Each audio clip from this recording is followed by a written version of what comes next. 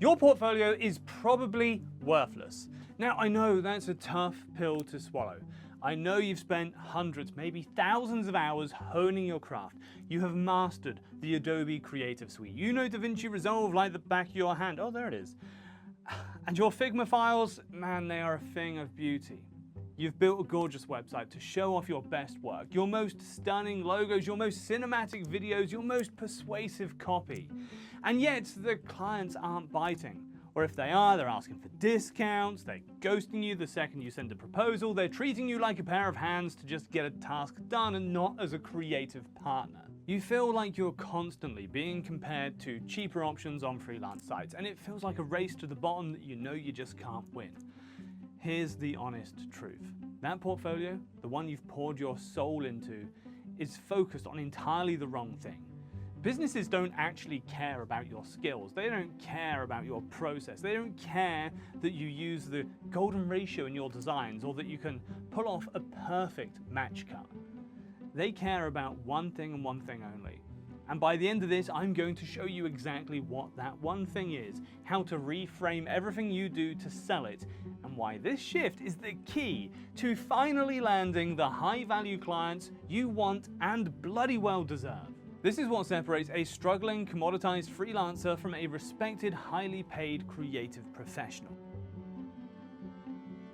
Let's just be real for a second about what the freelancer life often looks like. Does any of this sound familiar? You spend hours, maybe even a whole afternoon crafting the perfect response to a job post. You do your research, you tweak your portfolio, you write a killer cover letter, and then crickets, just nothing. And you're left wondering if your email even made it out of your drafts. Or maybe you get a little further. You actually land a discovery call. You're pumped. The client seems excited. You talk about their vision, their aesthetic, their favorite colors. You hang up to spend another 4 hours putting together a beautifully detailed proposal that breaks down every single deliverable. You hit send. You're feeling hopeful, and then the reply comes. This is a bit more than we were expecting to pay. My cousin does graphic design on the side, so what's the worst that could happen? Or worse, they just vanish completely, leaving you with that sinking feeling of totally wasted effort. This cycle is exhausting, it's demoralizing, it makes you question your talents, your worth, and if this whole freelance thing is even a good idea.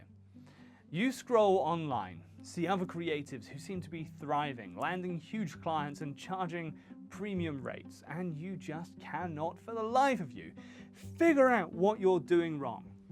You know your work is good, so why does it feel like you're constantly fighting for every single damn dollar? The answer is simple. You have fallen into the commodity trap. The moment you sell logo design, you become a commodity. In the mind of a business owner, you are just one out of hundreds or thousands of people online who sell exactly the same thing. You are an interchangeable part. If you sell video editing, you are competing with a global marketplace of editors, and some of them are willing to work for pennies. Think of it like this. You go to the grocery store to buy flour. There's a fancy artisan stone ground flour for $10, and then there's the generic store brand flour for $2. Now, for most people just trying to bake a simple cake, the $2 flour is more than good enough. They don't really care about the story of the wheat, they just need an ingredient to get a job done. When you sell your creative skill, you are selling the flour. Your client wants to bake a cake. The cake is their business goal, and you're there so focused on convincing them that you have the most premium, perfectly milled flour, you miss that the client is just thinking about the cake and wondering if the $2 flour will do the trick.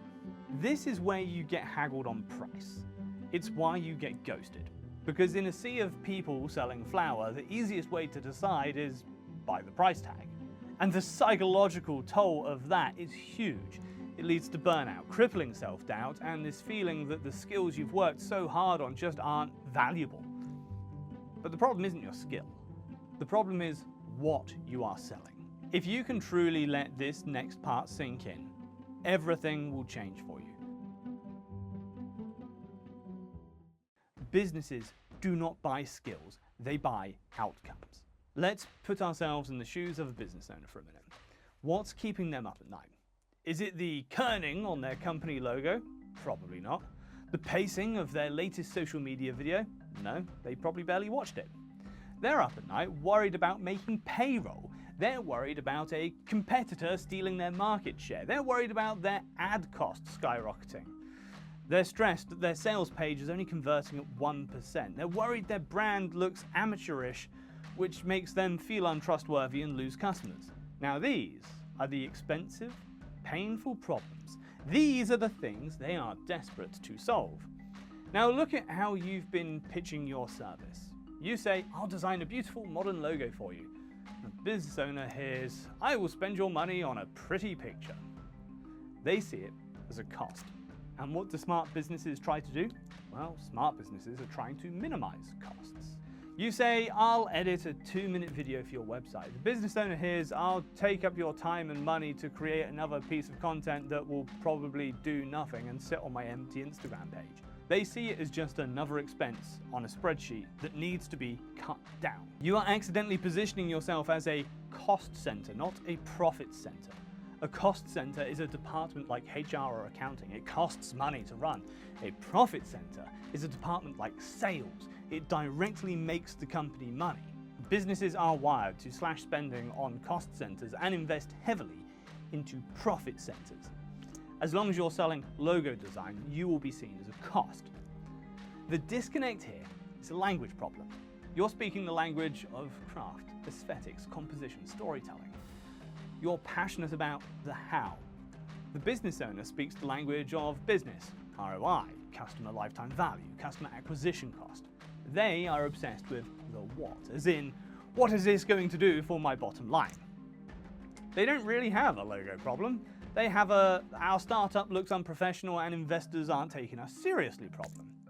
They don't have a we need a blog post problem. They have a our website gets 0 traffic and we are invisible on Google problem. They don't have a we need a video problem. They have a we just launched a new product and our announcement email has a pathetic 0.2% click-through rate problem. See the difference? Your skill is the solution to one of their symptoms. But you're not even talking about their underlying disease. You're trying to sell them a painkiller when they are desperately looking for a surgeon, and they will always pay more for the surgeon. Until you stop talking about what you do and start talking about the expensive, painful problem you solve, you'll be stuck in the commodity trap forever, wondering why no one values your incredible skills. So what is the one thing that businesses will always pay for?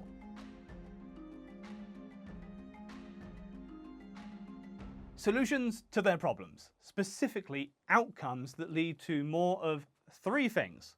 Just 3 things. Making more money, saving time, or boosting their status and or credibility. That is it. That's the entire game. The huge shift you need to make is to stop selling your process and start selling the promise. Stop selling the car, start selling the destination. This is the secret every 6-figure freelancer understands perfectly. Let's look at how successful companies already do this. FreshBooks doesn't sell accounting software. They sell less time on your accounting, more time on your business. That is the outcome of saved time. Vimeo doesn't just sell video hosting. They promise everything you need to make, manage, and share brilliant videos. That's a solution for building trust. Shopify doesn't sell an e-commerce website builder. They sell the platform to start, run, and grow a business. They sell the outcome of making money. None of them lead with tech specs. They lead with the end result. Here's an analogy that will make this click for you. Imagine you're selling a bottle of water. In a supermarket, that bottle might cost $1. It is a low-value commodity. Now imagine you're in the middle of a desert. You've been walking for hours, you're dehydrated, exhausted, and desperate. Suddenly, someone, a glorious golden god, appears with that exact same bottle of water, except for now it's probably warm. What's it worth now? Even though it's probably warm? It's not $1, it is priceless. You will literally give your left nut for it. The water didn't change. The context changed. The problem it solved became infinitely more valuable. Right now, you're selling your logo design or your video editing as water in the supermarket.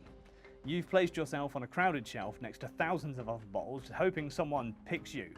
Or maybe the other 3 cheaper brands of exactly the same thing are out of stock. Rarely happens, occasionally does. It's probably what it feels like, right? So your job is to stop selling water in the supermarket and start finding people dying of thirst in the desert. And you do that by reframing your entire offer around the problem you solve. Here's what it looks like in practice, all right? Some real world examples for you. You stop selling logo design services. You start selling a brand identity that helps new startups look like established leaders to attract their first 100 customers. Because that's what's on their mind right then, first 100 customers, yeah? You stop selling website copywriting. You start selling high converting landing page copy that turns visitors into qualified leads. Can you feel the power in that shift? The second version speaks directly to a business owner's deepest desires. More customers, lower costs, more leads. It positions you not as a vendor, but as an investment in theirs. It turns the conversation from how much does it cost to what kind of return can I expect? That is a conversation where you can charge 10 times more because the value you're providing is 10 times clearer.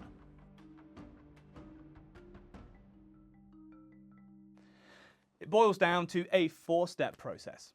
You can't be the surgeon for every possible disease. A generalist is a vendor. A specialist is an expert.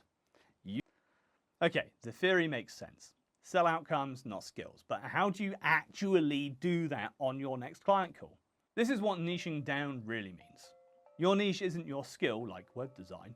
Your niche is the outcome you create for a group of people, like helping dentists get more high-value patient bookings through a professional website. Think about industries you have experience in or an interest in. Tech startups, e-commerce, real estate, coaches. Then brainstorm their expensive problems. What do they complain about constantly? Real estate agents need qualified leads. E-commerce stores hate abandoned carts. Coaches want to book new high-ticket clients. Your service is the bridge between their pain and that solution. Your sales calls need to change big time. The first call isn't about their favorite colors anymore. It's a diagnostic session. You are the doctor. Stop being a short order cook taking an order and start being a trusted advisor guiding the conversation. Throw out your old questions and start asking questions like these. So what's the main business goal here? Are we trying to increase revenue, generate more leads, or improve brand perception? If this project is a huge success, what does that look like in 6 months from now? Can we put a number on that? What's a single new customer worth to your business right now? Hypothetically, if this project led to a 10% increase in sales, what would that mean for your revenue? These questions completely change the dynamic. You're no longer talking about a $2,000 logo. You're talking about a project that could generate $50,000 in new revenue. Now, doesn't investing $5,000 or even $10,000 to get that result sound like a smart business decision? You see, you've now anchored your value to their growth and not your hours. Once you know the reoccurring pain, create a standardized solution. Stop offering a giant menu of services. That just creates confusion. So instead, package your solutions into a productized service. One clear problem, one clear promise, one clear package, one price. Here's a great example for, say, a graphic designer targeting new authors. The problem? First-time authors struggle to launch their books professionally, leading to poor sales. I help new authors launch with a professional brand that builds trust and drives sales. The package? The author launch kit, $5,000. Professional book cover design, a simple author website to capture emails, a social media branding kit, 3D book mockups for promotion. It's clear, it's specific, and it screams value. The author isn't buying design, they're buying a successful book launch. Finally, you have to stop charging by the hour. Good Lord. Hourly billing is the ultimate form of commoditization. It punishes you for being efficient. The better you get, the less you earn. It makes 0 sense. Instead, you price on the value of the outcome. This is called value-based pricing. It's not about pulling a number out your ass. It's about confidently stating a price that is a small fraction of the value your work will create for their business. So you're on the discovery call and you reveal that a new client is worth $5,000 to the business. Now your lead gen website package, completely reasonably, worst case scenario, can bring them 10 new clients in a year. That's $50,000 of value in a year. Now, is charging $10,000 for that unreasonable? Of course not. That's a 5x return on investment for them. It's one of the best investments they could make. They'd look stupid saying no. Now you might be thinking, oh, this is great, but I don't have case studies proving I can deliver these big outcomes. All right, well, this is a classic chicken and egg problem.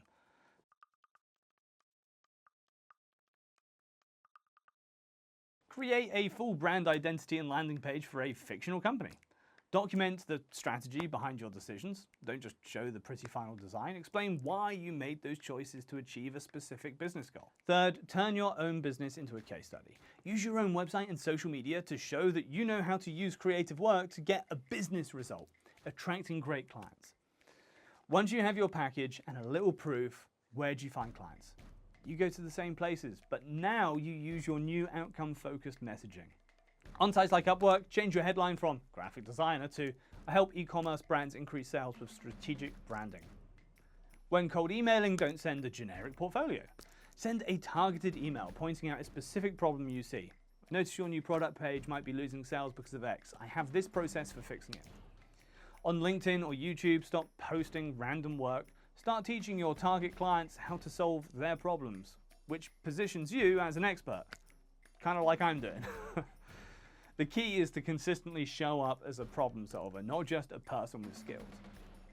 The jump from a struggling freelancer to a thriving creative business owner isn't about becoming a better designer or a better writer. You're probably already doing good enough. The journey is about a fundamental shift in your mindset. It's about realizing your skills aren't what you sell. They're just the tools you use to build what you sell. What you sell are solutions, outcomes. You sell growth, profit, and credibility. You sell the bridge from your client's painful reality to their desired future. You sell water in the desert. So stop being a commodity. Stop competing on price. Stop letting clients devalue your expertise. Define your value in terms of results you create. Package it, price it with confidence, and start having conversations about business growth, not deliverable. If this video helped flip a switch in your brain and you're ready to stop selling your time, make sure you subscribe and turn on notifications. I'm releasing new videos just like this pretty much every single week, breaking down the strategies you need to build a more profitable, creative business. Here at Kraken Media, we help small businesses grow through the power of video marketing. We help you get more clients, keep them longer, and ultimately make more money. If that sounds like something you'd like us to help you with, reach out. There is links in the description to our website. As for your next step, I highly recommend you watch this video right here. Thanks for watching. Now go out there and start selling the one thing businesses actually want to buy.